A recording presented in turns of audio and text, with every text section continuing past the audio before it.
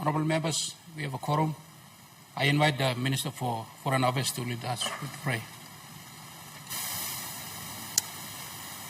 Let us pray.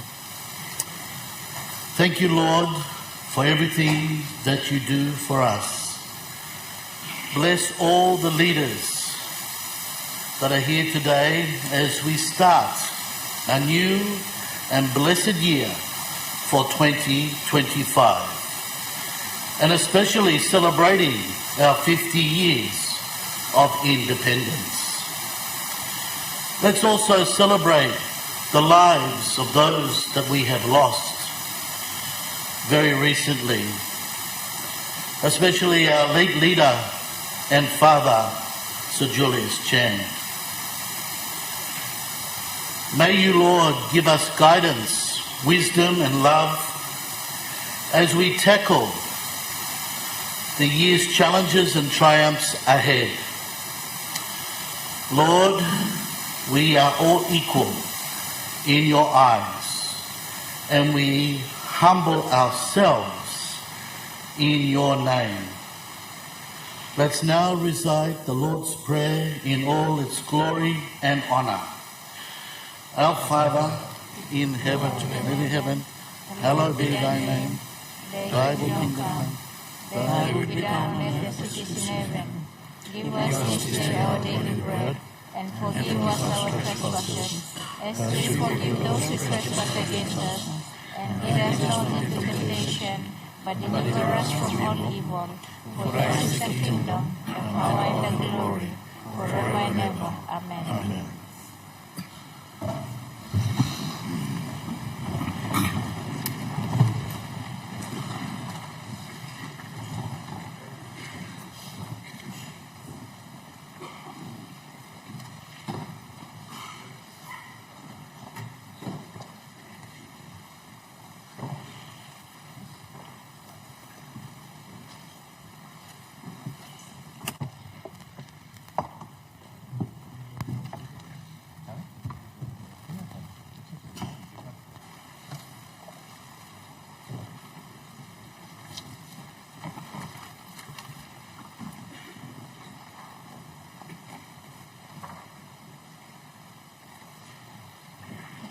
Honourable members, I have to inform the Parliament of the death of Mr. John Lake Creed on 4th February 2025. He was first elected to the 8th National Parliament for the Milne Bay provincial seat in the 2007 general election and re-elected to the 10th National Parliament for the same seat in the 2017 general election. During the most terms, he had served as Deputy Chairman of the Parliament Referral Committee on Administrative Services from 18th September 2007 to 2012. Mr. Erman Tobining, Senior, on 24th February 2025. He was first elected to the 3rd National Parliament as the member for the East New Britain province from 1982 to 1987 and was re-elected to the 4th National Parliament for the same seat from 1987 to 1992. During this term, he served as the parliamentary under Secretary for Agriculture and Livestock from 1991 to 1992. He also served as member of the East New Britain provincial government in 1977 and was elected Premier in 1979. As a mark of respect to the memory of the late Honourable Gentleman, I invite all honorable members to rise in their place.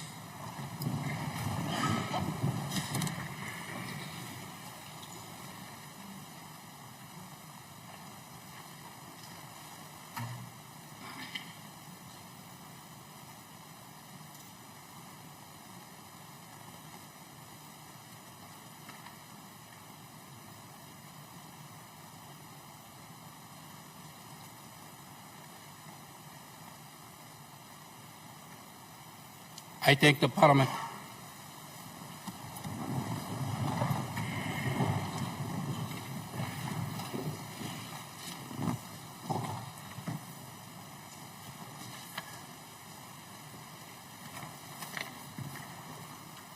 Honourable members, I acknowledge the presence of the acting governor and provincial assembly members, clerk and staff of New Island Province Assembly, senior government officials, chief of New Island Province and New Island Committee of Port Moresby are present in the public gallery. On behalf of the Parliament, I extend to the visitors warm welcome.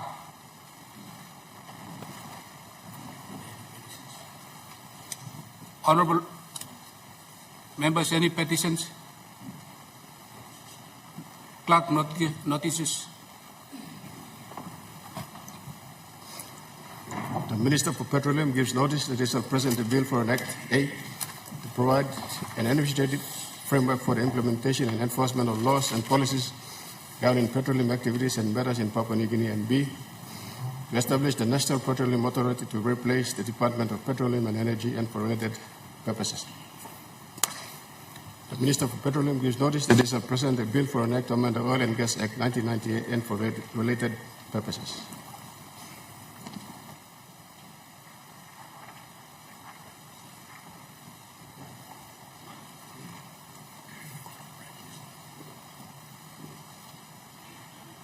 Prime Minister. Mr. Speaker, I move that this Parliament expresses its deepest regret, sympathy and sorrow at the death on the 30th of January 2025 of late Grand Chief Right Honourable Sir Julius Chain, CBE, KBE, GCMG, GCL, PC, MP, the member for New Island Provincial Government, former Prime Minister of Papua New Guinea, and places on record our sincere appreciation for his meritorious public service and tenders our profound sympathy to his family, Lady Stella Chain, his children, Vanessa Chain, Pelgan, Baron Chain, Mark Chain, Toya Chain, and to the grandchildren, people of Namatanai, people of New Island Province, that we extend our profound sympathy and bereavement in this moment of passing. He was first elected to the Namatanai open seat in the second House of Assembly from 1968 to 1972, re-elected to the same seat in the third House of Assembly and the first National Parliament from 1972 to 1977, the second Parliament from 1977 to 1982, third National Parliament from 1982 to 1987, fourth National Parliament from 1987 to 1992, and fifth National Parliament from 1992 to 1997. He was then elected to the New Island Provincial seat in the 8th Parliament from 2007 to 2012, re-elected to the 9th National Parliament from 2012 to 2017, re-elected to the 9th National Parliament from 2012, I beg your pardon, re-elected to the 10th National Parliament from 2017 to 2022, and the 11th National Parliament from 2022 to his passing on 30th of January 2025. During those terms, he served in various capacities as Prime Minister from 1980 to 1982 after a successful vote of no confidence, and from 30th August 1994 to July 22nd, 1997, following the Supreme Court's ruling that declared Mr. Winty's re-election null and void. He also served as Deputy Prime Minister from 1997 to 1998, from 1985 to 1988, and 1992 to 1994, and Minister for Primary Industry from 1977 to 1978, Minister for Finance and Planning in 1985, and also from 1992 to 1994. Minister for Trade and Industry in 1987 to 1988, and Minister for Foreign Affairs and Trade in 1994. He served as the member for New Ireland Provincial Governor, New Ireland Province, and as Governor from 2007 to his passing in 2025. He also served as Deputy Speaker, Vice Chairman of the Public Accounts Committee, and was leader of government business between 1968 to 1972, and was member of the Public Accounts Committee in 2012. As a Speaker, I put this to you, and I want to reserve my condolence speech after you ask our members to vote for this segment.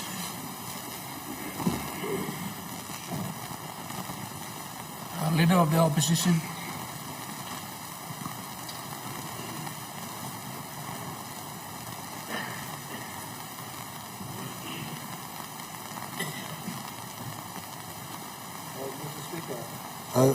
I will now move I'll go into my condolence speeches. I want to, Mr. Speaker, from the outset, on behalf of my own people of Taripori, who elected me into office since 2007, and on behalf of my wife Rachel, who was with me in an afternoon of 2002 in April, where Sir Julius endorsed me to be his candidate for the Taripori seat. I want to say, on behalf of my children and people, to Lady Stella and to Sister Vanessa and Mark, Byron, and to Toya and all the grandchildren, people of Tanga, people of Namatanai, people of New Ireland, all families and relatives. Personally, myself, speaking as a person, I was privileged to have sat at his feet in the formation days of my life as a intending politician. I just want to say thank you very much for his leadership and contribution, greater to the country, for he did well, but more so on my own self. I just want to appreciate the hand that he played in the ushering of my political career. I sincerely appreciate.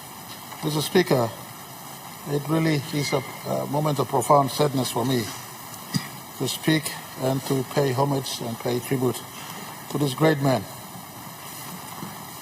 who shared the political life with other great men, the greatest in Sir Michael Somare, and all in that 1968, the Second House of Assembly, to prepare our country for independence from 1972 to 75.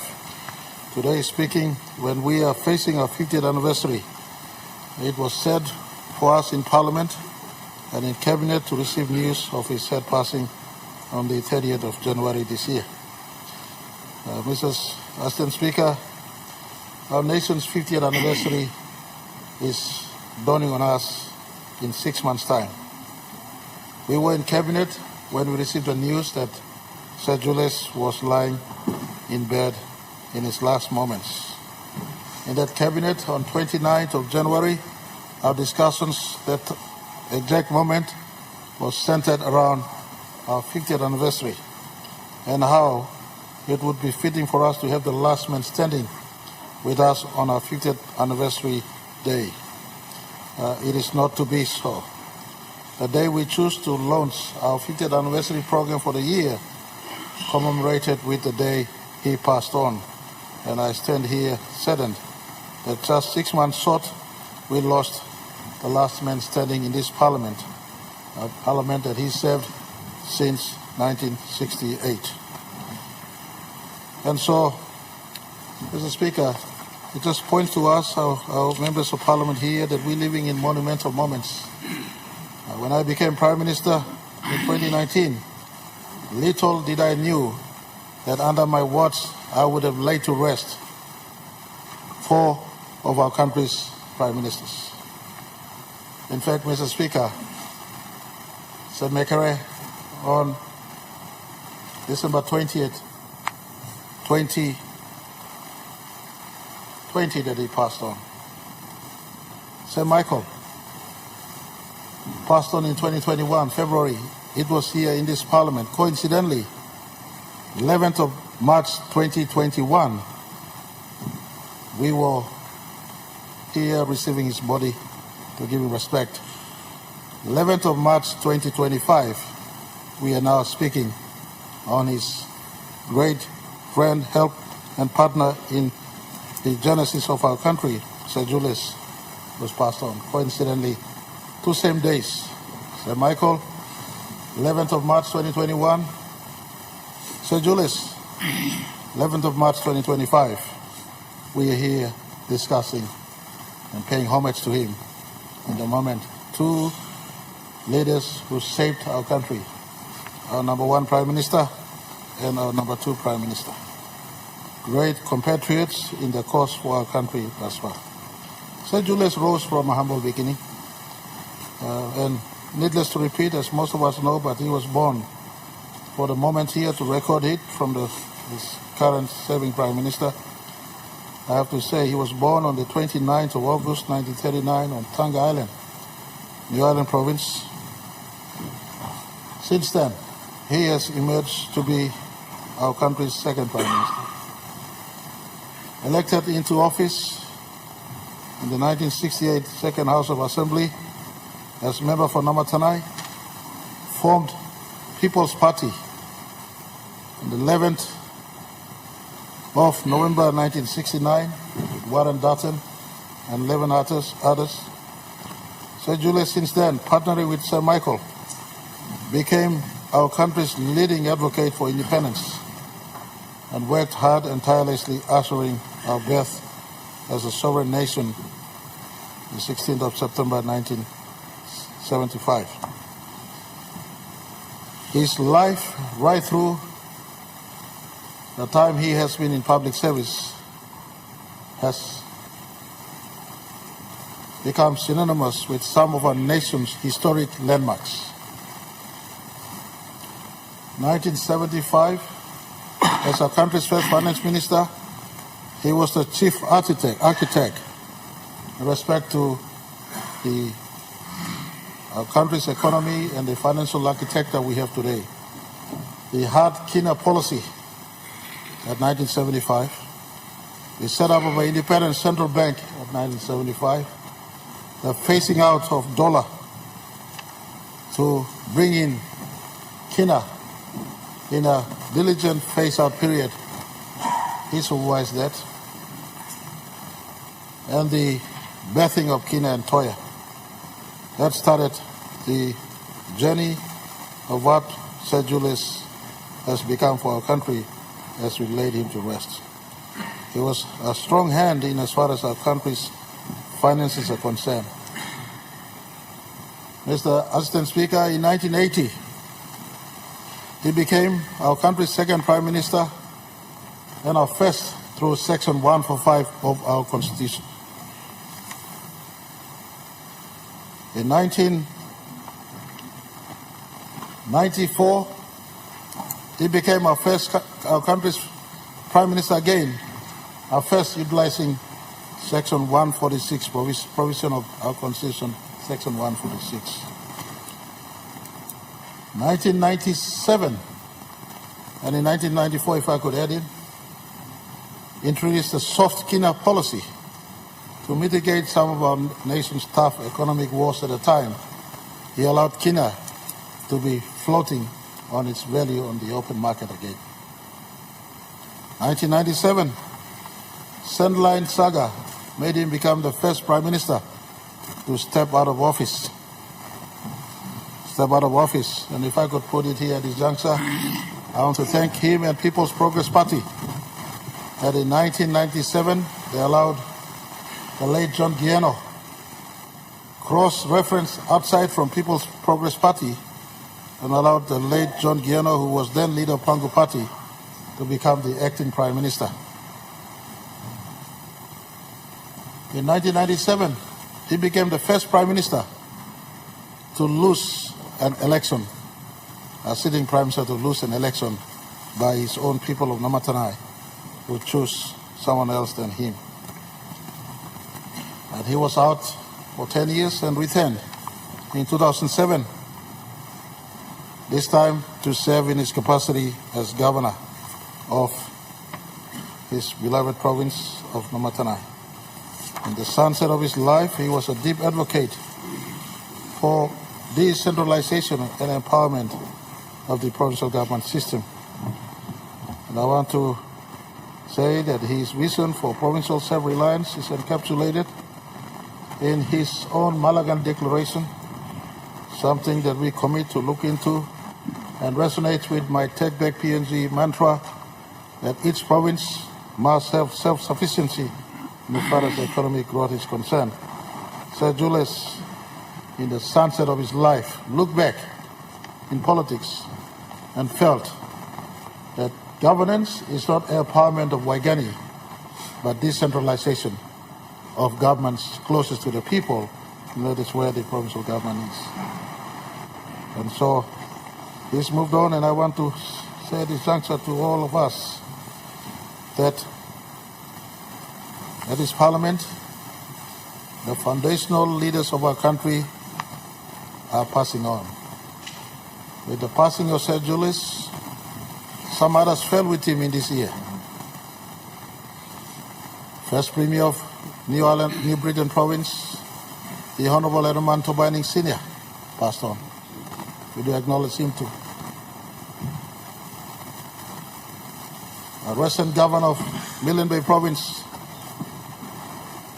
the late Honourable Sir John Luke Crithin, represented the class of Papua New Guineans who choose PNG home. Some of us were battered into this country, so we have no choice but to work. The class of Sir John Luke Crithin choose PNG as home. Before independence, choose us, remained right through. And one or two amongst us serving in our current parliament. These are special people. They choose this country as home. And they are passing on. What is it that we must do this time around? My brothers and my three sisters in this parliament, politics can come and go.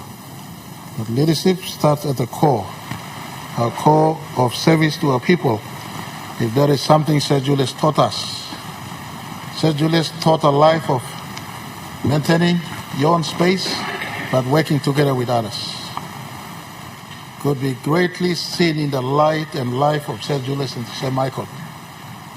Two great nemesis in as far as politics is concerned, but two great compatriots to the work for PNG. One, a great Melanesian consensus-based leader. One, in Sir Julius, a great modern leader focused on delivering the outcome for his people, his country. I remember when I was growing up in his school of politics, I sat with him and heard him on how he decided. There are many things he said, but I pick on the Poropona freeway. Every time you travel on the Poropona freeway, say thank you to Sir Julius. When works engineers at that time were telling him cost is too big, there is no need for this freeway, Sir Julius heard and said, what is the traffic load in the future in this city? and against many advices. If there were Facebook in those times, they would have crucified Sir Julius. But he said, build this freeway. Let's not delay. And the freeway was constructed late 1996 and 1997. That is the man that is in passing.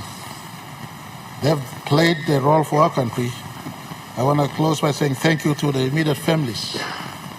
As a Prime Minister at present, I know what pain it feels for our family to miss out on the life of a father, the life of a husband, the life of someone who could be there for you. Thank you to Lady Stella and to the 4 children, the grandchildren. You have lended a husband and a father to us to be our leader. We are forever grateful to the family, immediate family of late Sir Julius. And I want to say, if on our side, in the sunset of his life, if we have offended Sir Julius, then the best redemption we can seek or we could do is to ensure his dreams, especially Malagan Accord and other dreams he had, not just for New Ireland, but for our country, that resonates with some that Pangu have.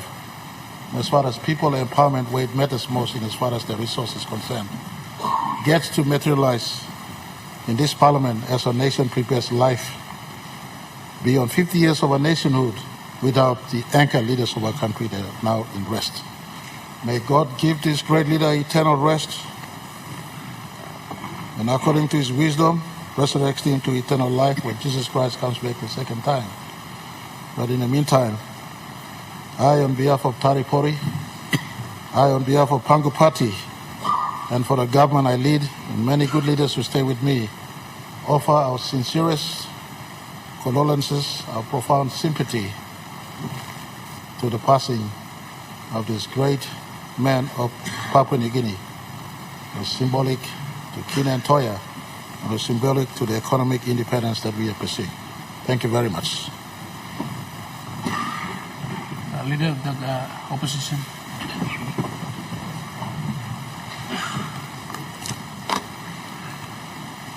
Thank you, Mr. Assistant Speaker.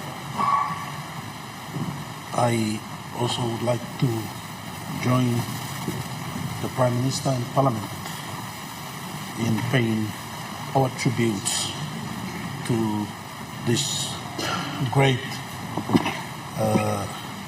man, great leader, great chief of our land. I acknowledge the presence of the acting governor of the New Ireland Provincial Assembly and the members of the Assembly who are in our presence this afternoon. I also acknowledge the chiefs of New Ireland, the Maimais, who are also in our midst. Lady Stella Chan and the children, Vanessa, Byron, Mark, and Toya, and the extended families, members who are with us this afternoon in the chambers. Also to the New Ireland community here in Port Moresby and throughout Papua New Guinea. On behalf of my wife and children, the people of Kiruna Good Enough, the people of Nilimay Province, Papua New Guinea as a whole, and the honorable opposition I honorably represent. Mr. Assistant Speaker, late Sir Julius was with us in the opposition until his final call to be with the Lord. He chose to be in the opposition. we in the opposition treasure his wise counsel and advice. Having a senior statesman in our midst, a man with great stature, yet very humble and respectful,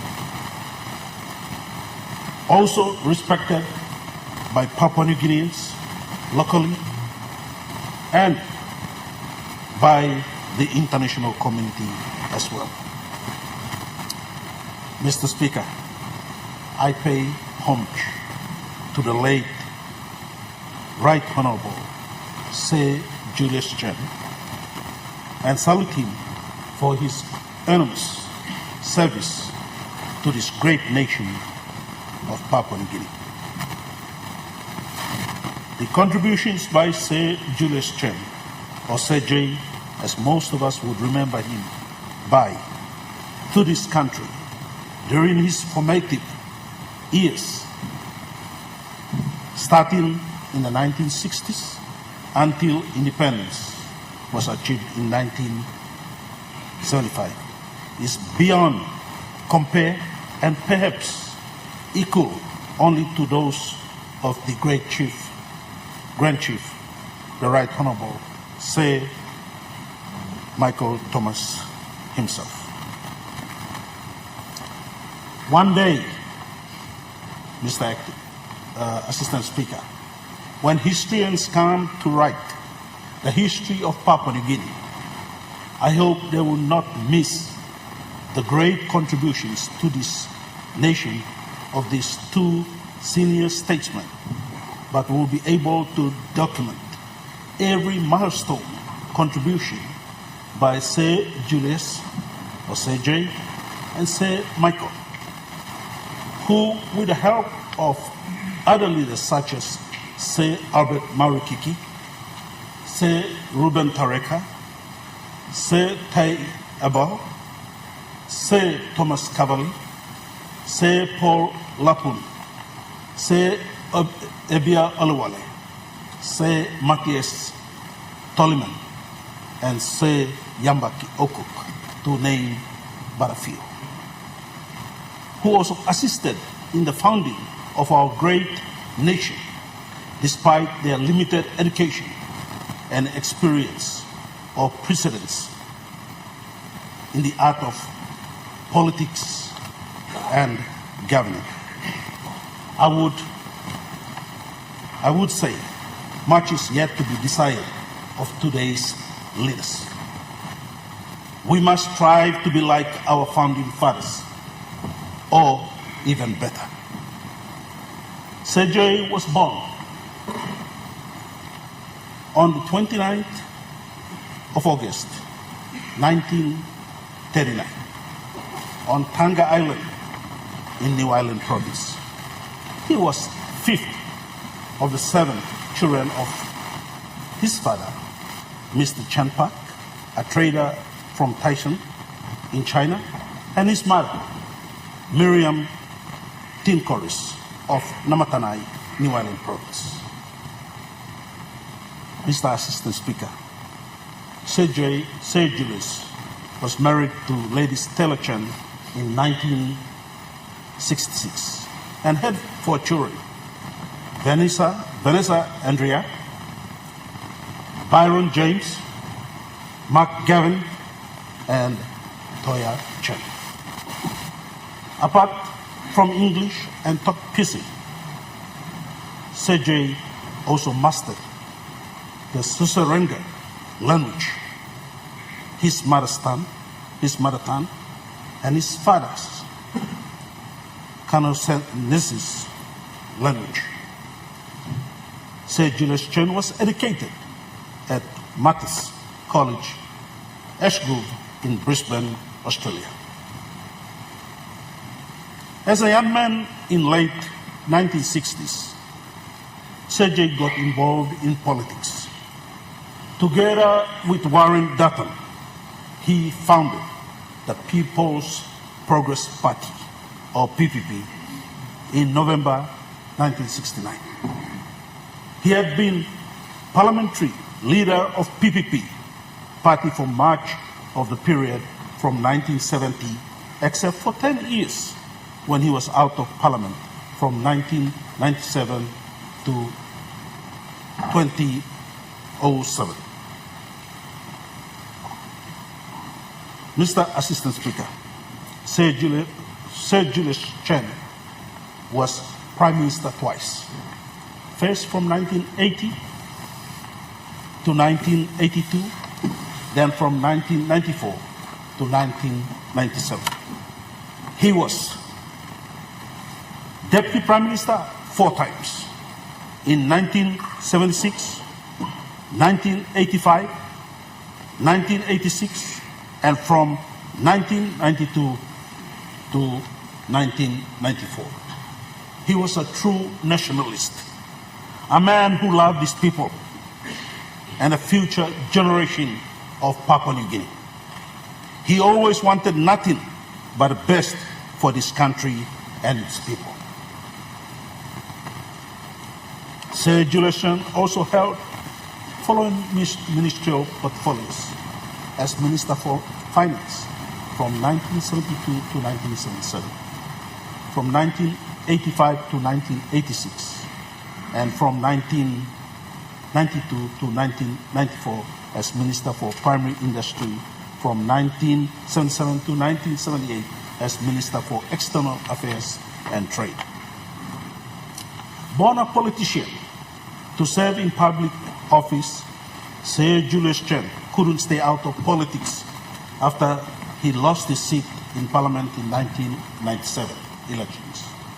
Sir Julius Chen contested and won the New Ireland provincial seat in 2007,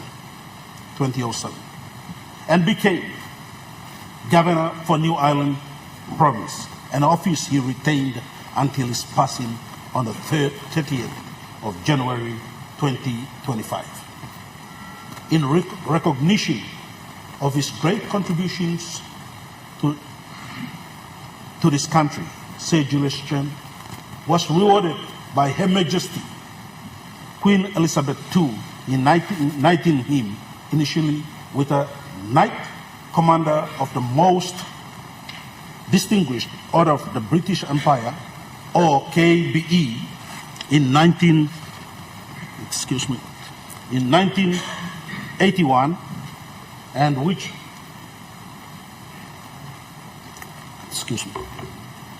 1981, and which was later upgraded to GCMG, or Commander, or Knight Grand Cross of Order of St. Michael and St. George in 1982. Her Majesty made Sir Julius Chen a Privy Councillor of the very exclusive Privy Council. Sir J had major accomplishments.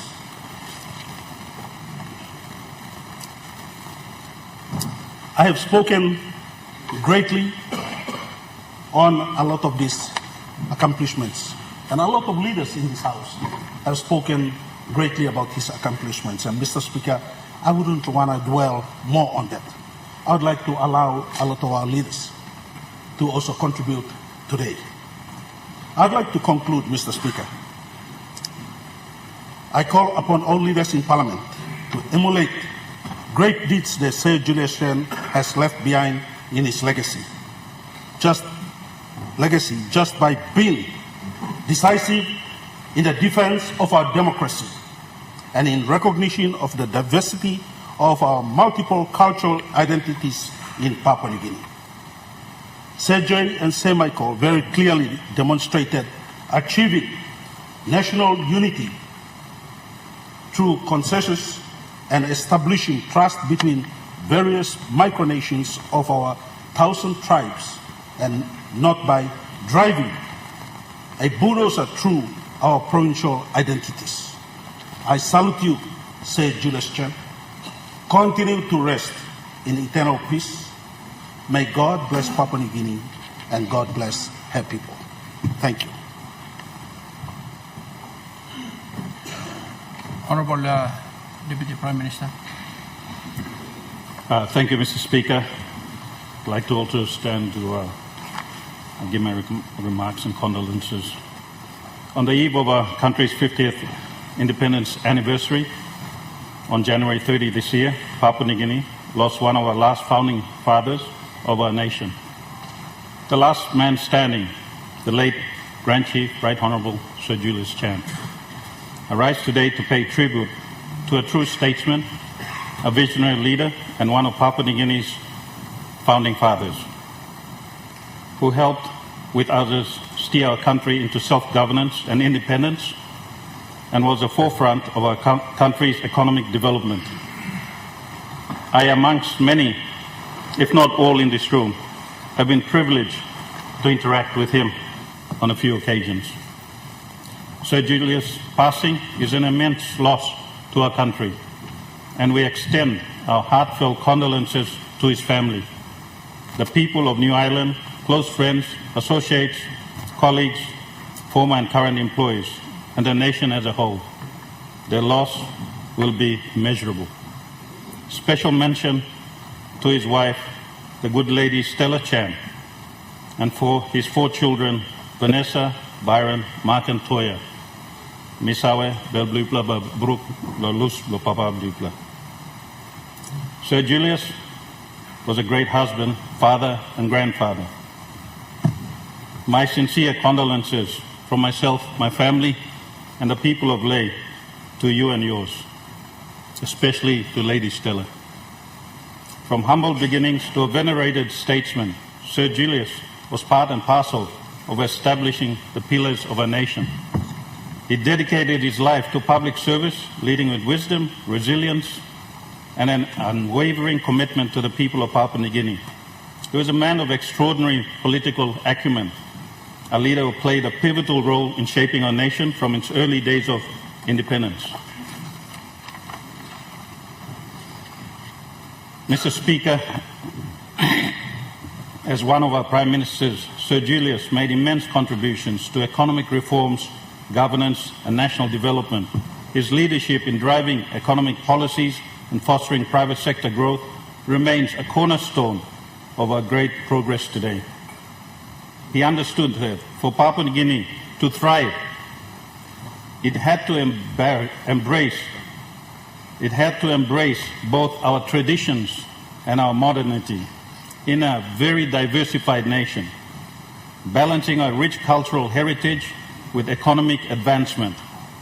This was more remarkable coming from someone who was born on a remote island in Tonga, and especially so, someone of mixed race heritage in that time.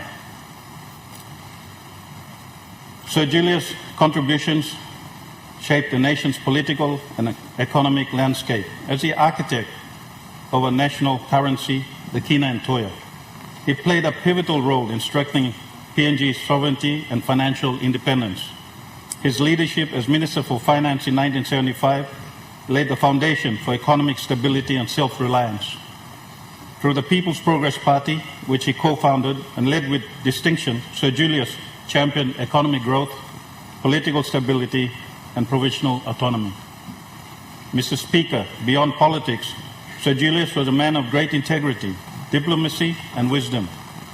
A true patriot, Sir Julius dedicated his life to public service, mentoring future leaders and advocating for the prosperity of our people.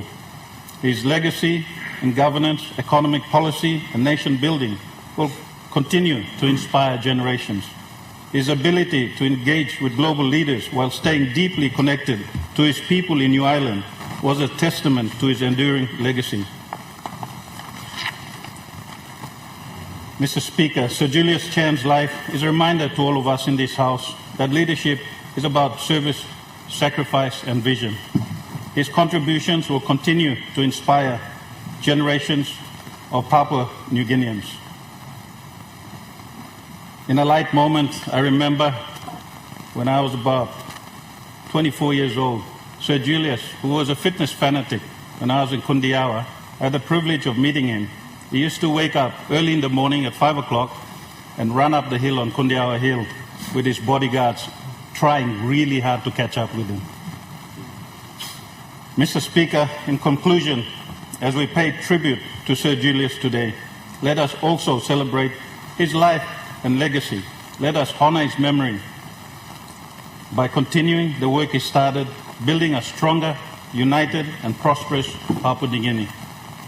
Mr. Speaker, once again, on behalf of my family, the people of Lae and myself, I pay tribute to our late Grand Chief, Sir Julius Chan, an extraordinary leader, a founding father, and a true statesman of Papua New Guinea.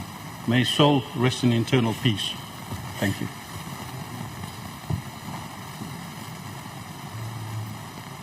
Regional Member for Gulf.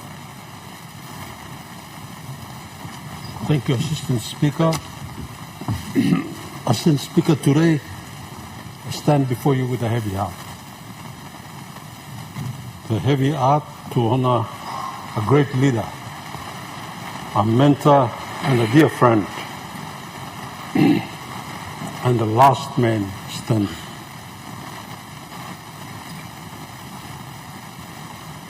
Sir Julius Chan's passing is a great loss to this country, not only to his family and New Ireland province, especially the people of Namatanai, but to Papua New Guinea. He served with dedication, he served with honor, he served with commitment and unstinting loyalty and skill for over 50 years until the last day of January this year. He was an icon, and I want to appreciate the presence of the acting governor and the Maimais of New Ireland who are in the chamber today. He was an icon, one of Papua New Guinea's longest serving leaders, and a leader, I believe, one of the first to die in the job whilst having his people's mandate. And his contributions to our nation will remain for generations to come.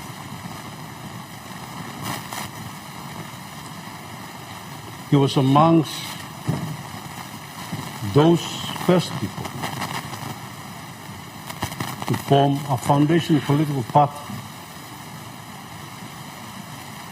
And he believed in parties as the democratic institutions, and he led one to independence, self-government and independence, and he remained a key figure in government for decades of service. He fought hard to keep investor confidence intact, to make people believe in Papua New Guinea, to stabilize the economy without harming Papua New Guineans. This was the kind of leader he was: practical, sharp, and pragmatic, but always thinking 3 steps ahead. That experience taught me a great deal about leadership when I came to be with him, about making decisions that are tough, that needed to be made, and staying committed to the people at the same time, where or was his path. Even outside of politics, Sir J never stopped offering guidance to us, to myself, to leaders that he came into contact with, and with ordinary Papua New Guineans. In recent years, we would often talk about challenges Papua New Guinea still faces today, on economic management, on leadership, on governance, and on how we thought we were going. he always had concerns. He was there at Independence, setting up a tax office, customs office, it's now called IRC. IPA today, it was called neither those days. National Development Bank, the Agriculture Bank, and of course,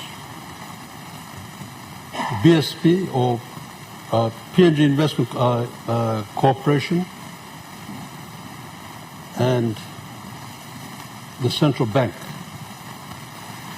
Most all the monetary and fiscal policy foundations of these institutions and the system of interrelationships between them, the private sector and the fledgling insurance sector and other supporting service sectors, that the new nation of Papua New Guinea needed were all established under his watch. And these institutions continue to serve our country today, ensuring that there is stability and there is growth. Sir Julius understood the importance of business, trade and investment. And in developing our economy, the private sector, for him, was the engine room of growth. He worked to bring investment in Papua New Guinea and set up policies that supported businesses and financial development. The sugar industry, the fisheries, canning and loining industries in Madan Lake, and the oil palm industry, the coffee industry, all owe their existence to his leadership and effort. He had a very sharp mind and could very quickly find practical solutions to complex problems, making him one of the most effective economic leaders our country has ever had. For me, this loss is deeply personal. My friendship and working relationship with Sir Julius spanned over 40 years or more. In the 1980s, when he was serving as Prime Minister, I was the Provincial Secretary for Gulf. Later, in the mid-1990s, I had the honor of serving him as his Deputy PM and Minister for Finance in the Chan Tagata government.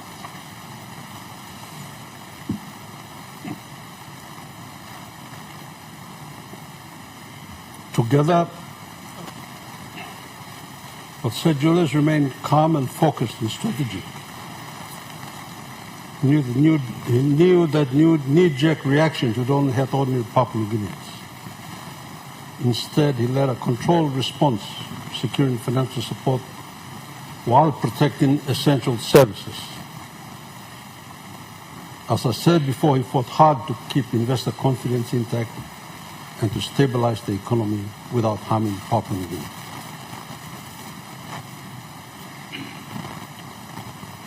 That experience taught me a great deal about leadership, about making tough decisions, and about staying committed to the people we serve. In Sandline, we opted to give space to an acting PM. He gave space to John Giano, as the Prime Minister said. However, let me correct the statement that many people say today that he resigned. He never resigned. He stepped aside. He took leave. And he allowed the investigations to be made. I and the late Matthias Ijape, Honorable Ijape, we made a decision to follow. So we also stepped aside. It was a decision he left to us and we willingly followed. After 2 intensive commissions of inquiry, the findings were against those who had initiated it. And no adverse findings were ever made against Sir Julius, Donald Ijape, and myself. Such was his belief in our systems of government and administration. We worked hard to strengthen the economy and introduce financial reforms and reforms that corporatize the public sector. We had our disagreements at times, as it happens in politics, but friendship and mutual respect never wavered.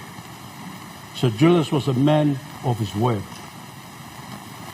He valued honesty, he valued loyalty, and he appreciated hard work.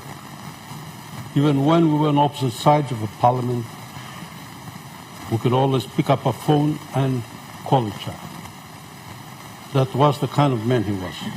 Always open, always willing to listen, and always thinking about what was best for our country. One of the greatest tests of leadership is how a person responds in times of crisis.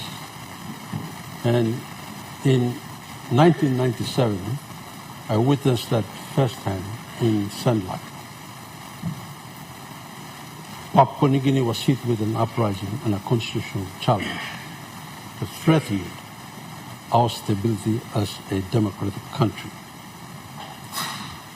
And what I mentioned before, Sir Julius did. He did as Prime Minister, facing a collapsing currency, rising inflation, and a struggling economy. He had to bring this economy under control. These problems were brought on by overexpenditure and the cooking of books by previous governments. It came home to roost when we took government. The IMF and the World Bank told us, no, you cannot hide your expenditures, over expenditures, and carry it to the new year. You have to declare it at the end of every year. So we did the best we can in cabinet meetings, debating the best path forward. There were drastic calls for measures, some advised against cutting essential services, others suggested increasing taxes in struggling businesses. But Sir Jay, as wise as he was, he guided us. And he guided me as best as we could. And we, in 1997 at general elections, left a country that was afloat, a country that may not have as much debt as we have today, a country that has had forex for investors, where foreign exchange was not a problem. Sir Jay never stopped offering guidance, and his advice on economic management was always insightful, always relevant, and always wise, grounded in lifelong experience. To Lady Stella and his children Vanessa, Byron, Mark and Toya, and the families and the people of New Ireland, I extend my deepest condolences. From myself, the people of Gulf, especially the people of Uritai and Kukipi, where Sergei served in his first job in Papua New Guinea as a corps officer. I know this is a time of sadness, a great sadness for you, but I hope you take comfort in knowing that his legacy will live on in the history of Papua New Guinea. He dedicated his life to us. He worked tirelessly to build the institutions we rely on. He was a true statesman, a man of vision, and a leader who will always put Papua New Guinea first. So Jay, your work is done. You built institutions like Central Bank, MRDC, Oregon Minerals, Rama Sugar. You made tough decisions like the float of the Kina. You guided us through turbulent waters in the economy and Sandline, and you set up the new provincial government system. And you did so with unwavering commitment to this country. Your legacy lives on. The history of Papua New Guinea will forever carry your name as one of its greatest sons. Your lasting legacy, of course, is the national pledge, called from the Constitution.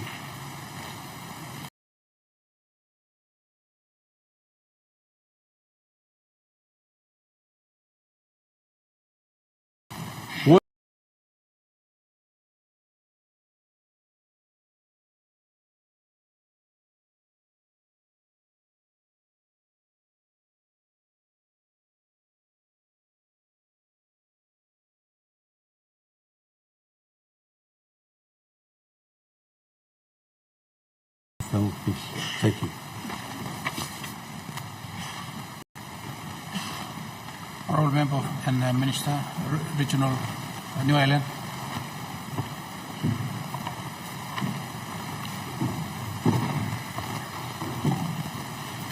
Mr. Speaker, I rise to honour the life of one of our founding fathers, Sir Julius Chan, and take this opportunity to acknowledge the presence of his family, members of the New Ireland Provincial Assembly, and other distinguished guests accompanying them in the gallery this afternoon.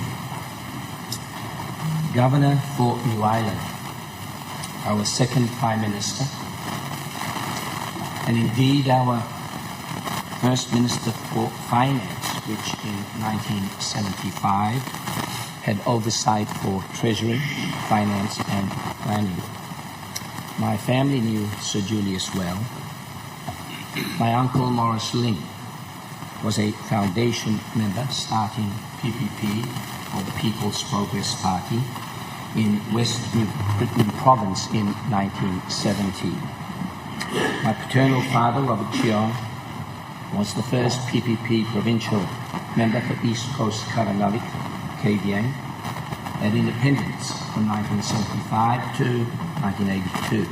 My father was also a PPP candidate for the KVN open seat in 1987.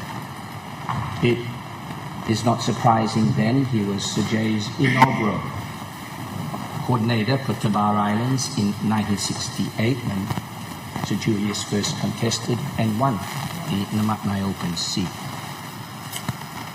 He was a workaholic. I worked with him briefly in 1982, 43 years ago.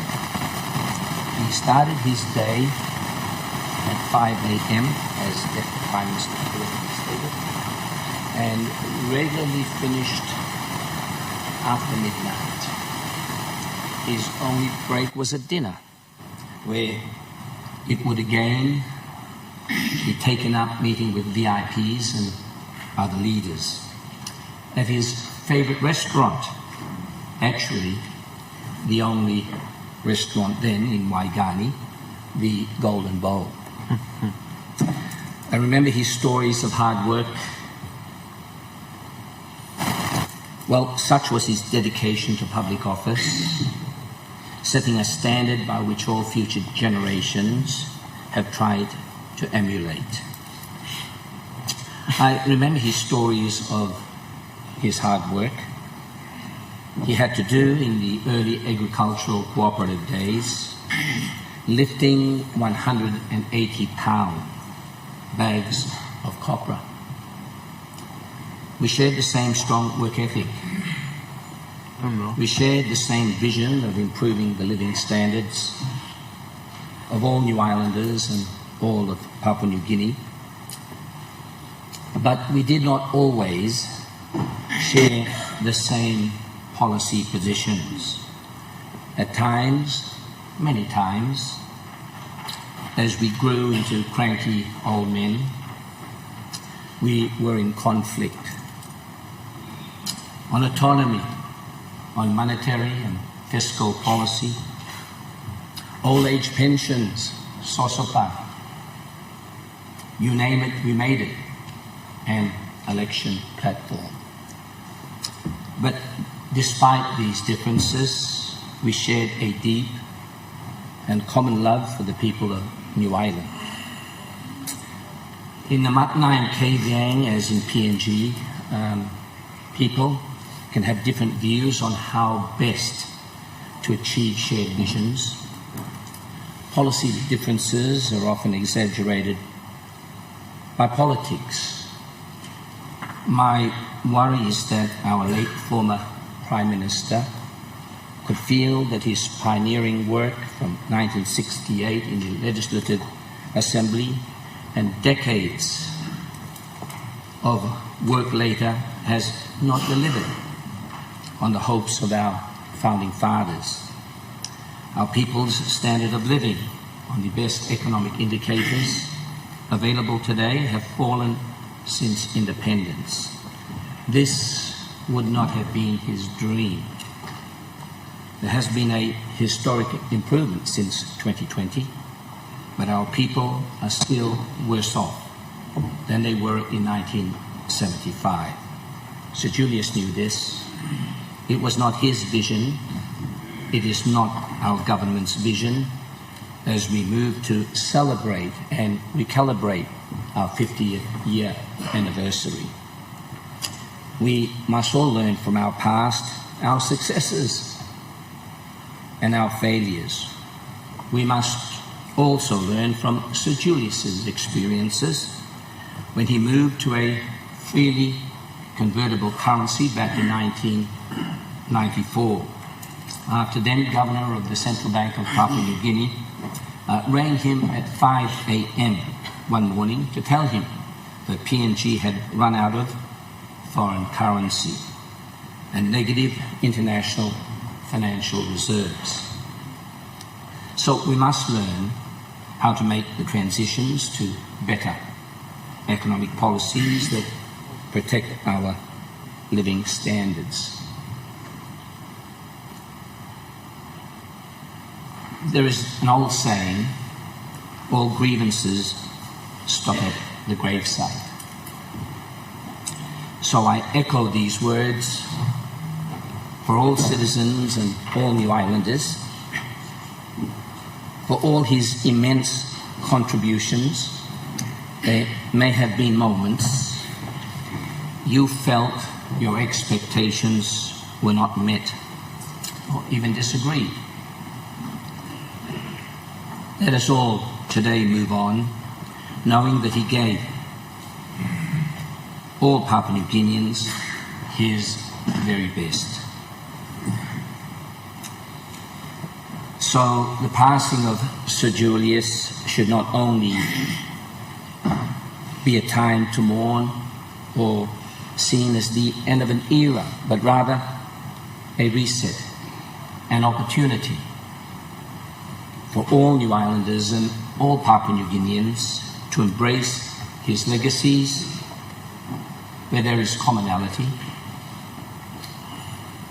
and to impose our own vision for a better country that Sir Julius and our founding fathers would be proud of. Sir J. Atanso, rest in peace.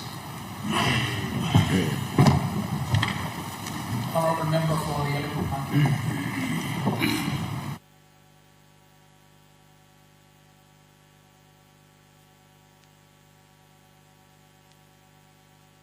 In our condolences to the family of late Sir Julius Chen, Lady Stella, Vanessa, Byron, Mark and Toya and their respective families, the acting governor for New Ireland and the members of the Provincial Executive Council and the Provincial Assembly, all the Mai and the people of New Ireland and Namatanai especially, on behalf of PNC and behalf of my family and my people of Yalabu Pangia, we extend our sympathies, pay our respect, extend our appreciation, and we honor this great gentleman.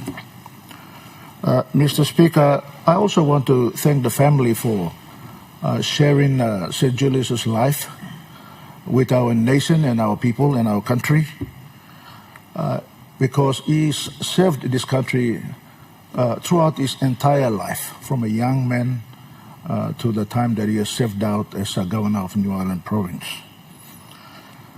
He is one of the very few leaders in this country, Mr. Speaker, that has been honored as founders of our great nation.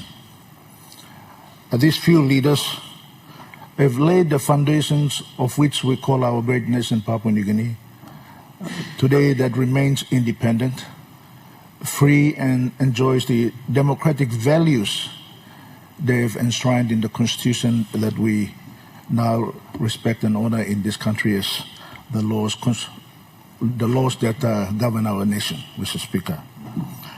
Mr. Speaker, despite many challenges we face today, and of course over the last 50 years, Mr. Speaker, I am privileged that a few of us and many of us leaders here in this parliament and parliaments in the past have had the privilege of working with these great leaders, Sir Julius, Chan, Sir Michael Somare, and many other leaders who have served their time in this honorable house. We have benefited greatly, Mr. Speaker, from their wise counsel and guidance. Sir Julius in particular, Mr. Speaker, man of great honor, Mr. Speaker. His word was his honor. He was selfless, hardworking, Mr. Speaker. And Mr. Speaker, during challenging times in the history of this country, Mr. Speaker, Sir Julius Chan stood tall. As he stood tall in the beginning of our nationhood. As many speakers before me have stated, Mr. Speaker, many of the government institutions, the departments that we manage today, the financial institutions that we enjoy and serve us, and of course, many of the constitutional offices that govern our nation and our leadership, Mr. Speaker, were formed and founded by these great leaders, including Sir Julius Chan. Mr. Speaker, the challenge on us, the next generation of leaders, is to honor their contribution to our nationhood and continue the legacy that they have given to us. And Mr. Speaker, and that is by protecting these institutions, making sure that they continue to function for the best interest of our nation and our people. Mr. Speaker, as we all know, Sir Julius Chan is a great financial brain. He had an intellect that was beyond many of our own capacities, and he is purely responsible for the sort of economy that we enjoy in our country. Mr. Speaker, during the formation of our nation, many of our leaders visited many countries around the world. They visited countries that practice Western democracies like ours. They visited countries that had socialism and communism around the world to form the constitution that we have today. And it could have been easily that the economy of a country could have been managed and structured in a different manner. But we have inherited a capitalism way of doing business in our country, and largely that is due to the contributions that Sir Julius Chan has made. So, Mr. Speaker, while we enjoy this growing economy, we must not forget the foundations that they have set. Also, Mr. Speaker, today we also have a very healthy and huge population, well educated in the country, Mr. Speaker. Again, the work of governments that Sir Julius Chan and Sir Michael Somare and many other founding fathers have set the foundations for which many of us are beneficiaries. We were educated, and we are now serving as leaders in this country because of the hard work that they have done, Mr. Speaker. So, Mr. Speaker, in trying to pay my respects and condolences to the family, I want to, for us to reflect on the work that these great men have done, and in particular Sir Julius Chan, Mr. Speaker. Mr. Speaker, it is our duty as leaders and members of Parliament, especially members of this honorable House, that we learn from the examples that these leaders have set for us, and we try and use that experience to guide us in making decisions into the future. Mr. Speaker, we are all earthly men. We have made mistakes, but Mr. Speaker, men like Sir Julius Chan in a life of a country are very rare to find. And we are privileged to have had him in this honorable house serving our country and our people. To his family, once again, thank you very much for sharing his life with us. May God bless Sir Julius Chen. May his soul rest in eternal peace.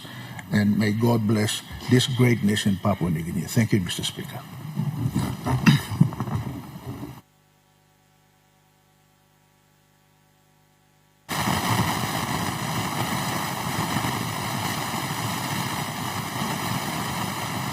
Also join our other colleagues in offering homage to our founding father, late Sir Julius Chen. This is also the message on behalf of our party members. In case we all do not have an opportunity, of course, thank you for leader of government business that we will continue offering our homage messages for late Sir Julius Chen even tomorrow. Honorable Speaker and also other colleagues, today as we convene our first 2025 session, it is with a heavy heart that we gather to honor the memory of a remarkable leader, a visionary, and a true patriot, the late Sir Julius Chen, Governor of New Ireland Province. Let me also acknowledge the presence of the acting governor and all the provincial assembly members and family of late Sir Julius Chen in the gallery.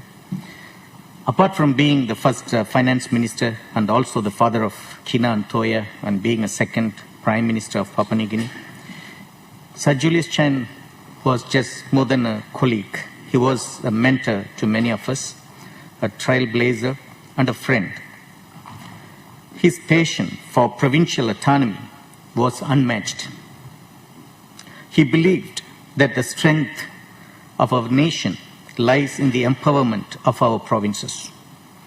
He often reminded us that true development begins at the grassroots level, where the voices of our people are heard and their needs are met. His proposal of that provincial autonomy and his reforms to the Mining Act are the staunch evidences for his passion. Sir Julius was a firm advocate for decentralization.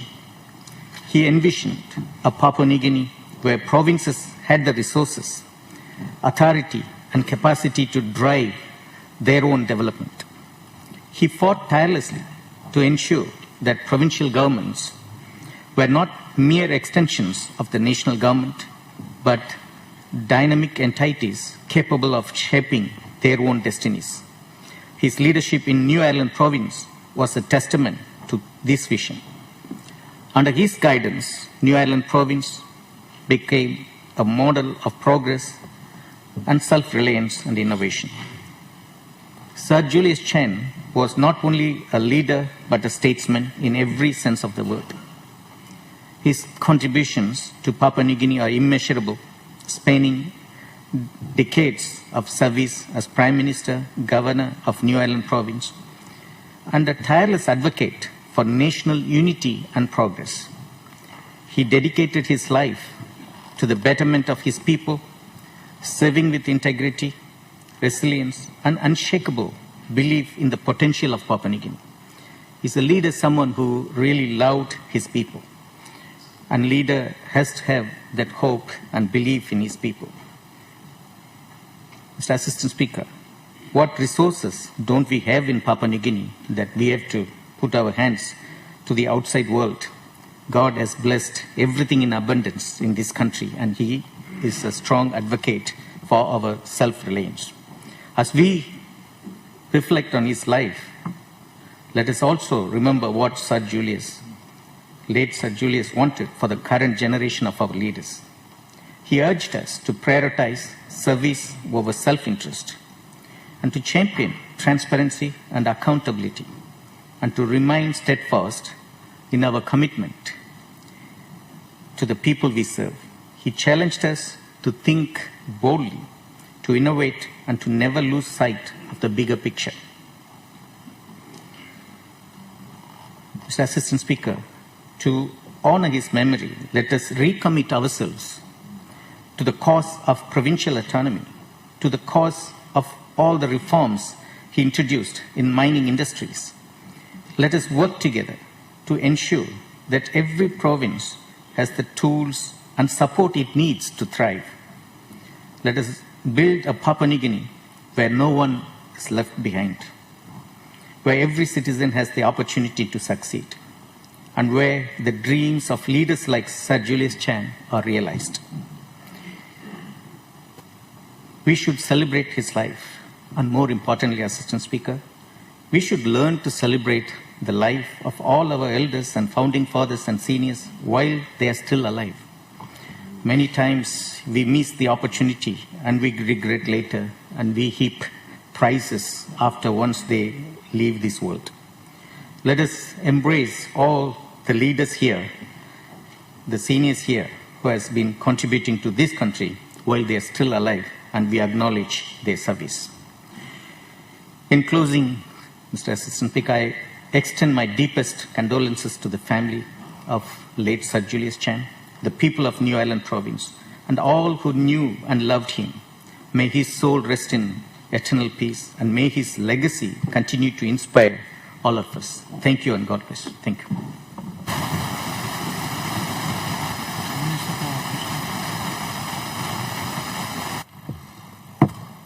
Thank you, Acting Speaker. I take this time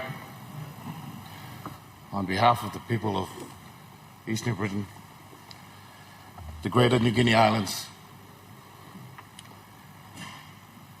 all Papua New Guineans, to give respect to a great man. For some of us, we don't go to school to become politicians. We watch what our elders have taught us to do, and we try to emulate what our elders have done. Sir Julius, to most of us, to all of us, had this knack of actually giving us advice that could make us better. And if you had the time to sit down with him and listen to some of the stories that he had, because in those days, nobody taught them how to become leaders of our nation. The first founding fathers, they learned everything from the day they walked in. Sir Michael, Sir Julius, the whole lot of them. So every mistake they made, they had to correct that mistake and do better. We are the privileged now that we learn from those mistakes, or those ideas that help forge our nation. We learn from that now, because we have the choice to have learned from their time.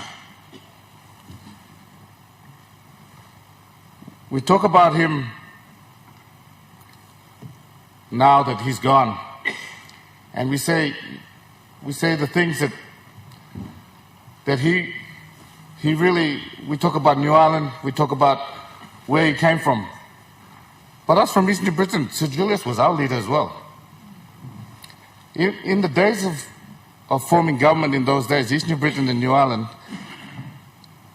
we were one. We were together. And I don't call him a leader of New Ireland. I call him a leader of Papua New Guinea.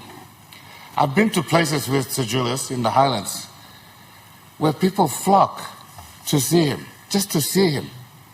And people give him that respect. And everybody's got a story of how he'd wake up so early in the morning and go running. And his bodyguards are trying to keep up with him, as Deputy Prime Minister said. Our nation has come so far under his guidance. I am truly blessed to have had time to spend with him, as I've been truly blessed to serve 2 prime ministers. And I can honestly tell you from both prime ministers that I've served, they never forget the past. So Julius always told us, he said, we're all on a path. Sometimes the path goes a bit crooked and we go off to the side a bit. But we're still moving in that direction. This type of advice is how our government should be going, how people should be going, leadership should be going. Yeah, we're not all holy. We don't all claim to know everything. But when you learn something from a guy that's done it, and he tells you, yeah, you made the mistake, pick yourself up, dust yourself down, and continue to go. That's how we should be going. When I went to New Ireland to the burial of Sir Julius, the Bluminski Highway is not a small highway. To see flowers, not 1 inch of that road, to see flowers scattered all over that road for him to go, it gives you the greatest respect of the man that had just passed. I also give appreciation to Lady Stella. Sir Julius was in Parliament for most of his life. Some would say the whole of his life. But to be in that position, to have a strong woman standing behind you, that is a feat. All women should be proud of standing behind him all this time. The children, Vanessa, Byron, Mark, Toya, it's not easy. It's not easy to step in shoes. Shoes so big, I don't think anyone could fall into those shoes or fit those shoes. But we got to try, because he didn't die for nothing. He made us all believe that we could make a great country. That's his greatest asset. Don't think that he was the smartest guy on the planet. He was wise. He made his mistakes. But we all have to work together to correct it and make it happen. And he gave us the way to do it. We just have to look inside of us to ensure that we follow somebody that has given us the direction. That's what we need from our founding fathers. The directions.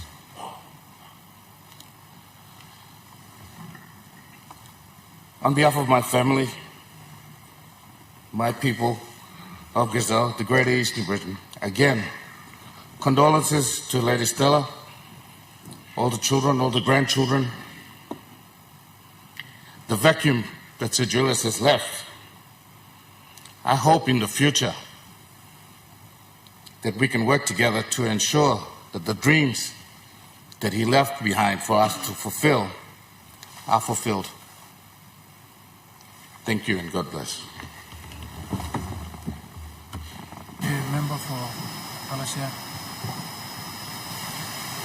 Mr. Speaker, let me join the rest of you to pay our tribute to a great man of our young nation. Our political party, the People's Party, stands to uphold some of the principle and vision. Great men in late Grand Chief Somare, late Mekere Murata, and now Sir Julius Chen, among others, have stood for.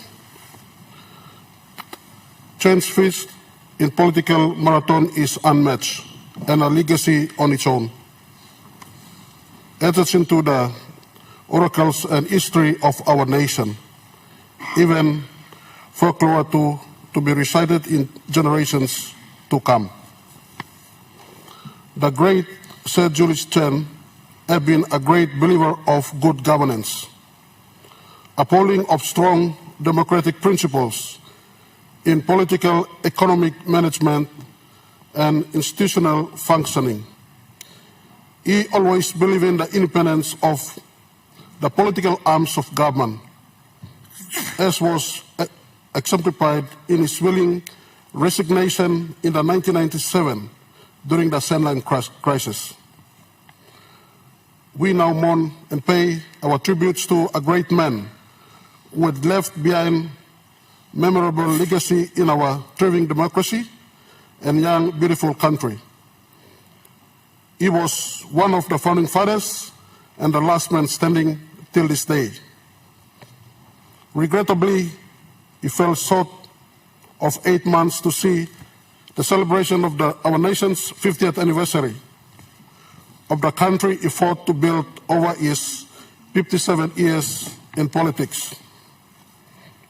We recall briefly some of his memorable contributions, which are etched into our history, apart from his strong personality and his ability to solve problems through reasoning and through the Melanesian and chiefly established system. His economic contribution as 3 times finance minister and 2 times prime minister are numerous. He had been the economic mind behind Somare's economic achievement. He brought in and installed kina and toya to replace the Australian dollars and shillings as our own national currency. During those times, our kina convertibility was as good as the US dollars and even very strong. He also realized thereafter that the hard kina policy could not be maintained as we required more inflows of forex, such as dollars, to equalize the currency markets and ought to undertake austerity measures in calling for infrastructure development and structural reforms to make the economy more competitive. He regrettably, under pressure from IMF and World Bank, among others, also ought to abandon the hard kina policy to allow the kina to subject to free market forces and devalue naturally. The work of devaluation of kina he initiated was later carried out in full swing under late Bill Skate in 1997. Late Morata also carried on the structural reforms to full extent to continue the momentum initiated by this great mind. His reforms to the financial institutions were also many. He was also instrumental in setting up the Bank of Papua New Guinea to be independent from the Reserve Bank of Australia. He believed in the independence of the central bank, in the regulation of financial institutions, the financial markets, and the independence of the governor of the bank as the sole authority in dispensing monetary policies, while political leaders can only indicate national interest through moral sources. During his remaining days, he had reminiscent and sometimes nostalgic on how strong institutions can crumble under too much political interference. In contribution to setting up the key institutions of government, he had always emphasized the independence and checks and balance system as a crucial ingredient of good governance. He always believed that politicians should not interfere with the workings of the bureaucrats and always allow the clear demarcations to exist. He always emphasized that the 3 arms of government should always be independent of each other.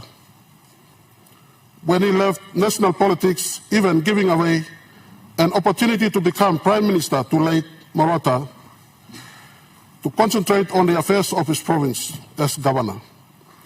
He had always fought for his people, the greater decentralization of functions of national government, and lately provincial greater autonomy were some of the agendas he had been fighting for till this day. We will greatly miss him. At the same time, carry dearly in our minds and hearts who are remarkable and great men Sir Julius had been to us as a young, vibrant, democratic country.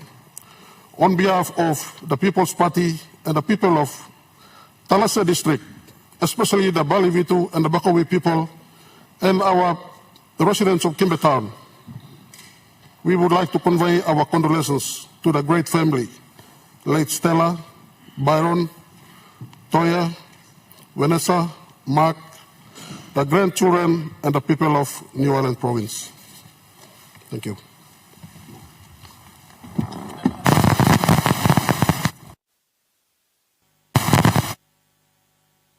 fellow leaders, to pay tribute to this great Mai of our country, founding father of our country, former governor of our province of New Ireland, Prime Minister 2 times, Sir Julius Chen. On behalf of our capital city, on behalf of our party too,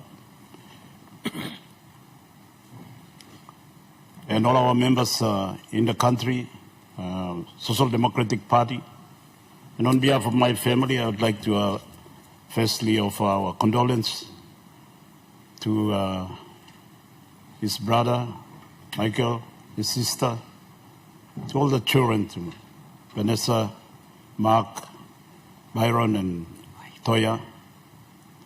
Also to our members of New Ireland, Treasurer, youth staff, Minister Bloyumi Long, Transport and Civil Aviation, Imelgeda and family, Condolence, the Toksore, Big Play, Golo Plateau, Acting Governor Bloyumi Long, New Ireland, and Mr. Bloy, all the leaders Bloyumi Long, New Ireland, all my families Bloyumi Long, Tabarna, lo Huristu, people of Condolence, Toksore, me extend him. Igolo you blogger, big plan lost the Yumergada. Me come to Parliament, one the Prime Minister of 2007. Sir Julius have been out of politics for 10 years, and he re-entered Parliament in 2007 too. So this 17 years, we have been together on this journey, for me as a Member of Parliament. So during this time, I've come to respect, greatest respect to Sir Julius Chen, to his work, to his ideas. Not only it is a great privilege to serve a founding father of our country, but also a wise man with great wisdom. Makes some of us sometimes young and robust, humble. Me in particular, all of us have our stories with Sir Julius Chen. Me too got a story about Sir Julius Chen. Before I came into Parliament, we admired this man too. First Finance Minister, you will get a survey, acting, Assistant Speaker, Pablo Kina de Toya. Not just that, but Central Bank. Not just that, but PNGBC, Agriculture Bank at the time now, all the financial institutions. I mean, no easy plus something. Me no come to Parliament yet, na me look him Finance Minister, me something me wamla great economist. I'm sim economics degree or some kind degree also. No? But when I read his book, Playing the Game, I think me disappointedly that this man I so admired. I mean, some degree. I'm still college long Australia na. I'm play rugby na. I'm running motorbike na. I'm go bump na. I'm no go long. Continuing years, further education. But he was a determined man. Now in hindsight, you may gotta give credit to Grand Chief Sir Michael Thomas Somare, and he deserves all the credit and accolades. No? All the respect and honor you may give long him. Grand Chief Somare was determined and believed like me. He set a goal that Papua New Guinea must become independent. No what kind he divert him or undermine him or waver that sense of commitment. And that's a great achievement for Grand Chief Somare, and we must never forget, because planet time we take these things for granted. And it's not easy to put a nation together, especially a nation of 1,000 tribes, 860 languages. In 1975, you meet somebody like Brook yet. It needs very special people like Grand Chief Somare. And he deserves all the credit. But Sir Julius Chantu Igoli, Panditime Minister, give him credit. You know, one play library, one play road, one play building, no name of Sir Julius. So instead, Speaker, me, Dr. Stop, I mixed emotion. Mixed emotion because I regret legally. Last year or year before, me thinking of walking one blah, you know, time long grievance debate, I will pay tribute to Sir Julius. And I keep thinking of going to visit him in the recent past. I think I'll have a time. Maybe this time will happen, but it never happened. So one of my regrets in life, not going to see this man who's a mentor, wise man, founding father, but also a very humble man. I can testify to this humbleness too. In his greatness, he's also humble. Time is long recovery or me recovery in Australia or Gold Coast. He was also undergoing treatment too.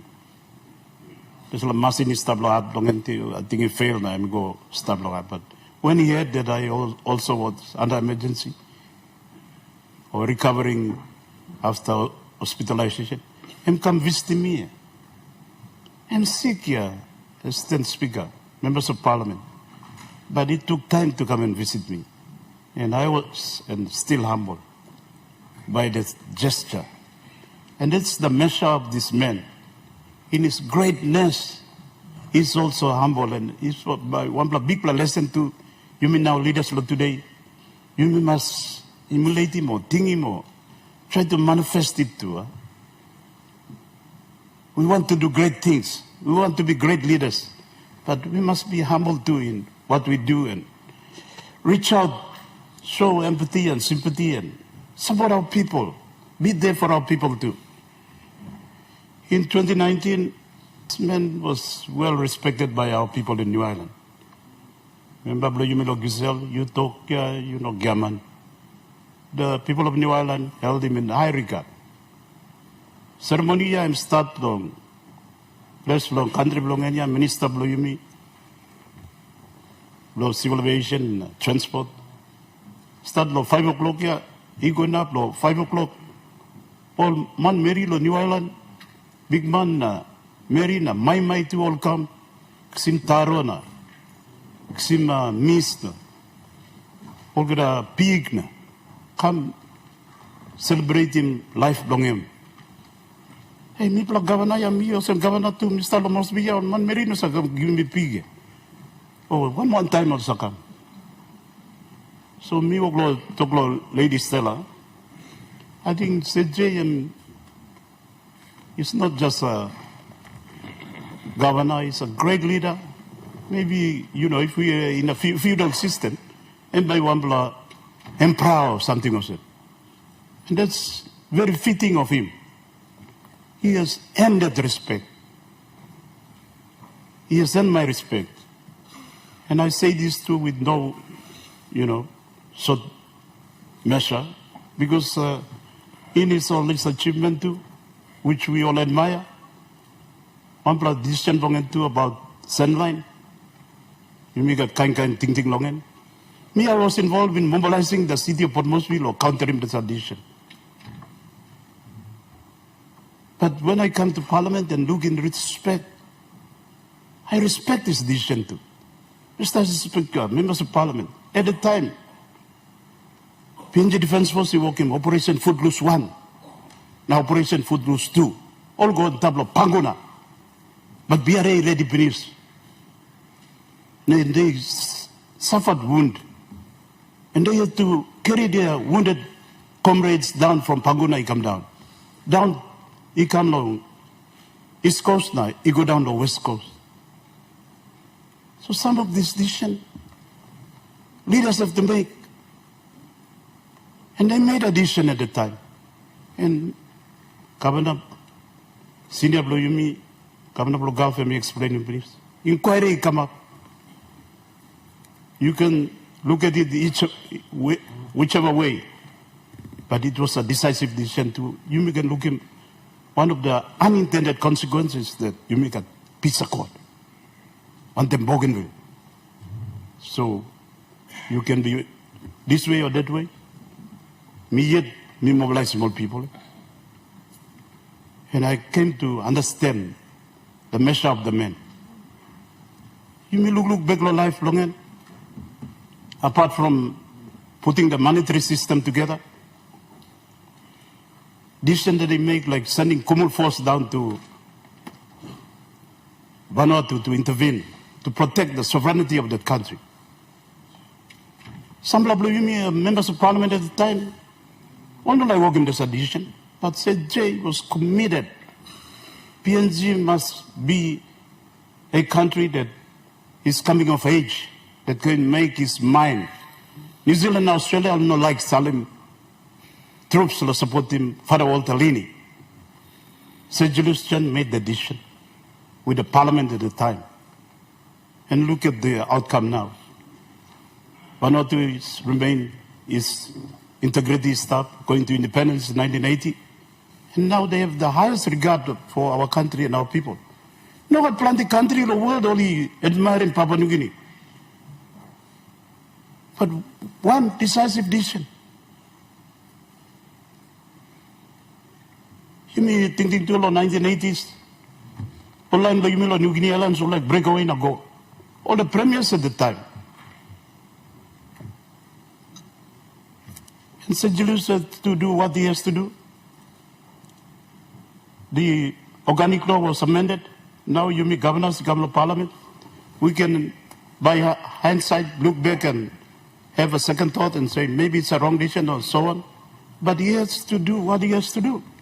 Now you meet governors, become members of parliament here, and the integrity of the state of Papua New Guinea is intact.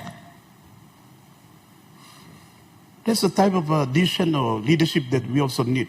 Decisive. You mean no need to procrastinate. Losing igona. Decisions, whether it's popular or not, sometimes we must make decisions.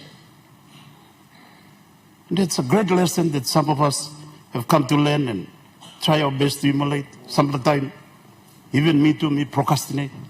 Some things I have to do in the city. Meeting me must work, but me will slack too. We continue to learn.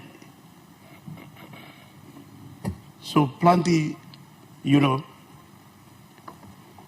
accolades you must give him, honor him, Sir Julius. He lived this life for the service of our people, both in Namatanai and in New Ireland, and then Papua New Guinea. You must have it too. He never stopped thinking about Papua New Guinea until his death. You may get Savaya. Prime Minister, I'm not losing government or opposition because I'm not like him. But only once is asked to perform well in government. You Prime Minister must perform well. Ministers must perform well. Maybe I'm thinking no good you mean I go opposition, but you must respect them. And me too, I think I must thinking no good me too, yeah. You start in the government, you know behind me. So I mean not make him long against him anybody. He just want to teach us lessons. So you must pay him highest respect long and thank you, lo family belonging. All people below you, lo Tangar, lo Huris, Namatanai, New Island. You play vote him, come. To play them, you play Malolo Longem, but you play Salim come back. I have been great privilege to share my time in Parliament with this great leader of our country. These leaders were, you may sample now, you may got kind degree in a master's, but all leaders at the time, they were masters in our culture and in our tradition and in leadership and wisdom of our ancestors. All carry me come now. Only put him strong for our foundation below you me too. Yeah. Some of the time you me too must lose him this kind degree below you me kind. Now withdraw on the leadership and the values and the success of our people. who had survived, lived on this land 50,000 years. All of them have survived and are sustainably coming up now if they had no good values and foundation, good ideas. Now you may line them up, kind of passing along, ideas law, west na, east na, north na, south na. And it seems like we are not, acknowledging and vindicating the greatness of our ancestors too. And the people like Somare, leaders, I mean, Sir Julius, Sematia Beyui, Ruben Taureka, Sir John Gais, Yambake Oku, Sir Teabal. These are leaders schooled in the culture and tradition and wisdom of our ancestors. And they set the foundation of country blue. We have to honor them and respect them. And we should never forget them. We'd like to thank you, Lord Prime Minister. Continue to honor and pay respect to Grand Chief. That story is a great story. Our people must never forget, now and into the future. They must never forget. And Sir Julius to all leaders of the New Ireland, you must get ceremony belonging, if not in Keviang, at least in Huris. So our people do in New Ireland and PNJ Saul must never forget these great leaders who laid the foundation. Planti you walk lose thinking long. We are forgetting.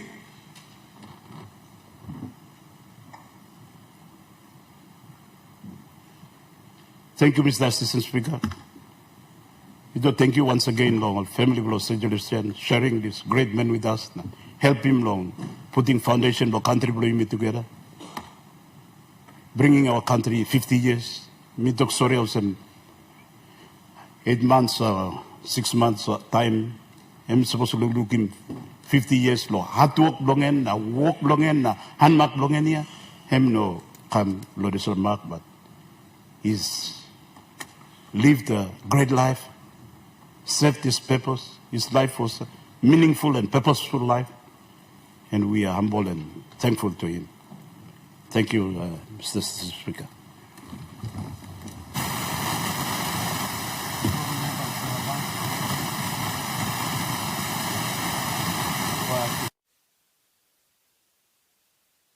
The people of Abau, I want to join the rest of the leaders who have paid tribute to this great leader in our country, the late Right Honorable Sir Julius Chen. I had some personal encounters with the late Right Honorable Sir Julius Chen, but before I share with you very short versions, I want to acknowledge God in bringing about this great man at a time when the nation was beginning to start as a country. I think history is now proven that at the foundation time of this young nation, the country needed Grand Chief Somare and Right Honorable Sir Julius Chen at that time. And so thank you, God, for allowing them to exist and be born during that time. Also, I want to thank the family, Lady Stella and his two remaining siblings, and Lady Stella and the children are here, the people of New Ireland, but particularly Lady Stella and the family, because as all of us know as leaders, plenty kind pressure and criticism have come. And the people who feel it most are the family. And so I want to thank Lady Stella and the children for providing a castle for this great leader that has stood the test of time through the early years of our nations beginning to give birth to our nation through the House of Assembly years, and then through this honorable house with both our Grand Chief Somare and Right Honorable Sir Julius Chen also served. And I give credit to them because all of us need a castle where we re-energize, regather our energy as leaders. But for the family of the late Sir Julius Chen and Lady Stella Chen's motherhood, they were able to provide that platform for Sir Julius to exhibit his enormous wisdom and talent and ability to, particularly in those financially, in those early years of our nation, that he was able to bring about structural changes to the financial system that were needed at that time, bringing about those institutions that other leaders have shared.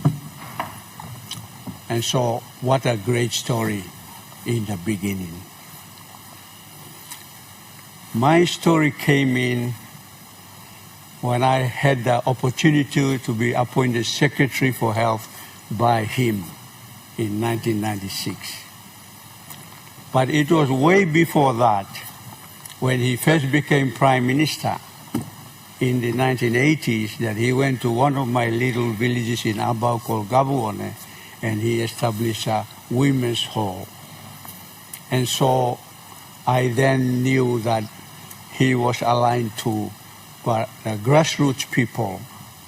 And at one time when I was sharing with him, I think I could be wrong, but I remember him telling me the story of how he was into the cooperative societies where the boats in Central Province, 2 boats called Magi and Kulau, they were the ones that would bring trade store goods, and in return we would bring coconut, and then they would bring them back for market.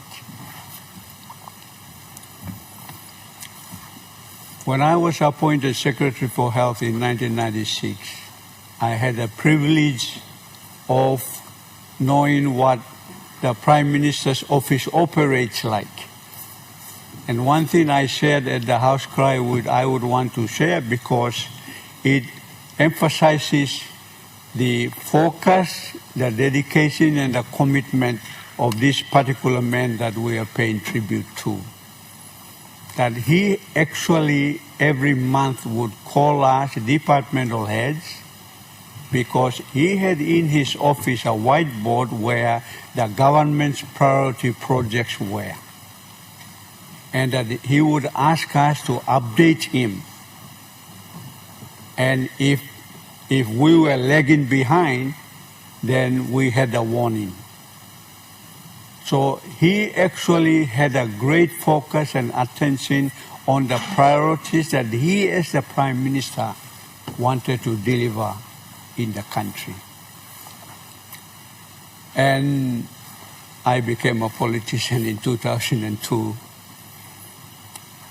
And when I moved away from the Grand Chief, he was there supporting me. And recently he joined us in Vanimo, and the latest he joined us. So he'd always moved when things are not right. He had the ability to discern where things are going wrong in leadership, and then he would be able to move away. And that is why I guess in his 2 prime ministerships, it was the vote of no confidences that brought him into the privilege of being a prime minister, rather than winning them in the elections like late Grand Chief used to do.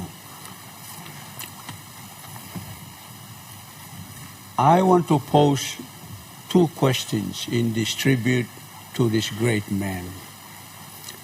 One is a question that I've been pondering on for a while, and that is, out of the 8 prime ministers that we have had, 3 of those prime ministers went back to be governor of the provinces.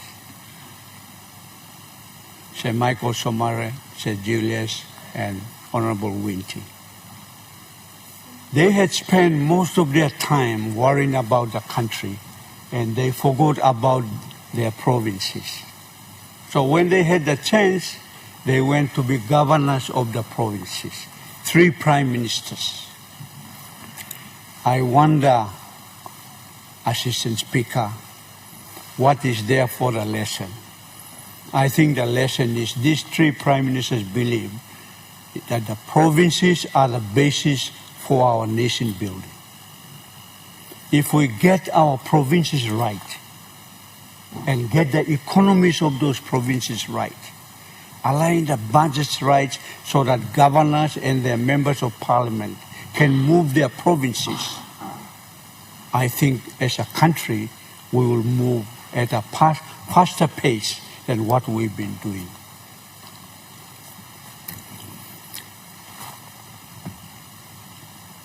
Recommendation is that we really have to seriously look at the autonomy issue as we are now in the year of the 50th anniversary of independence.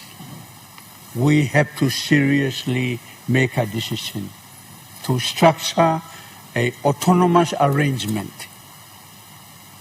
because some of us, and I know many of you believe, like the three former prime ministers who went to become governors, including the Right Honorable Sir Julius Chen, provinces has to be the building block for the nation from now in the next 50 years to come.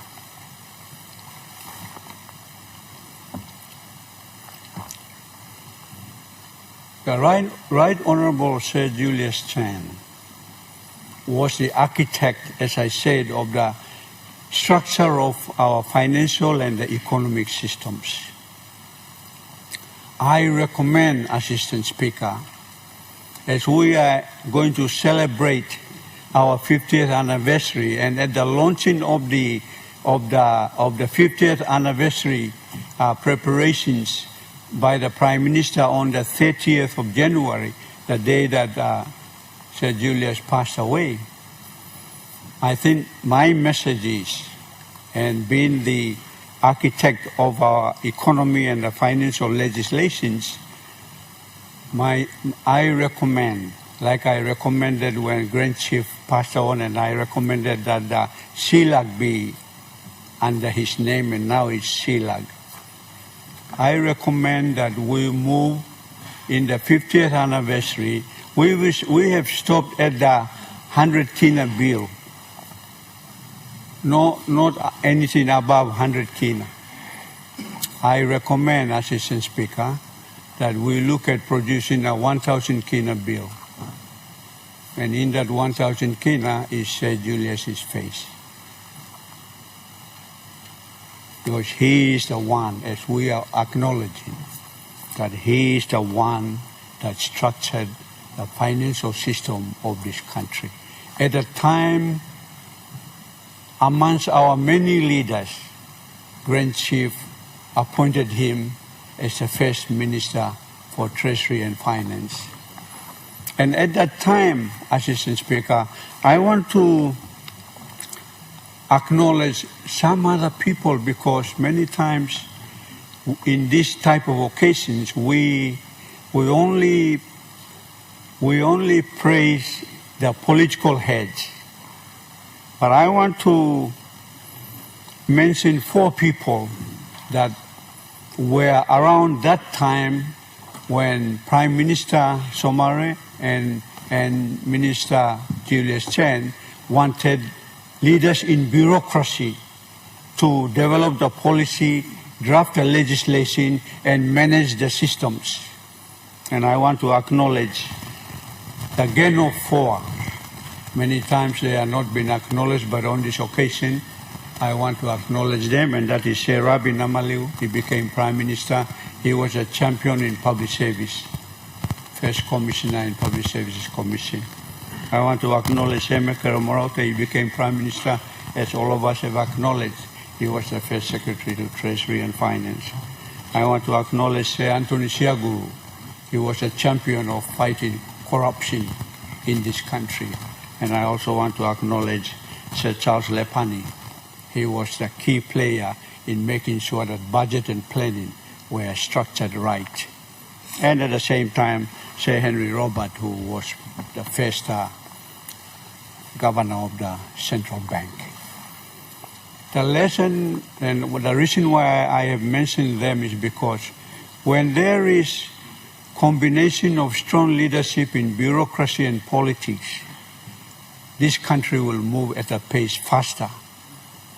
But when bureaucratic leadership and political leadership there's an impasse between them, then we do experience terrible delivery of public goods and services in every sector.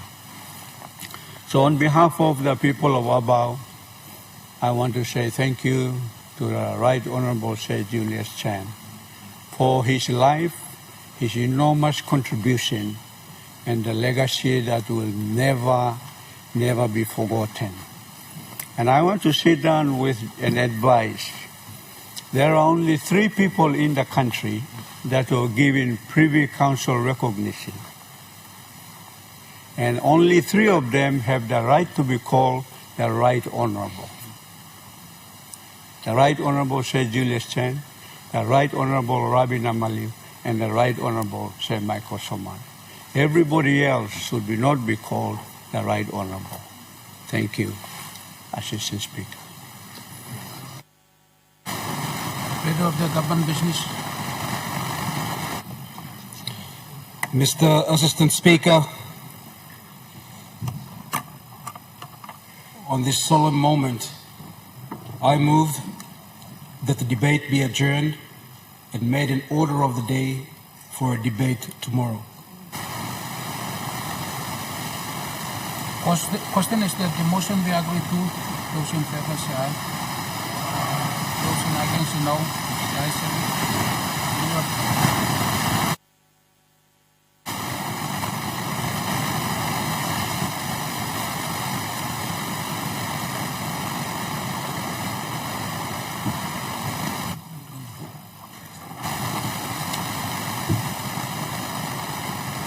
Honourable members, I inform the Parliament that Chief of New Island Province will conduct a cultural wash down of the footprint of late Grand Chief Right Honourable Sir Julius at the front of the Parliament building and will hold a reception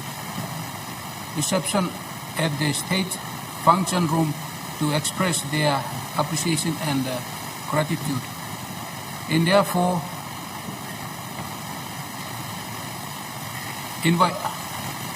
I invite all members to the front of the witness this ceremony after Parliament adjourns.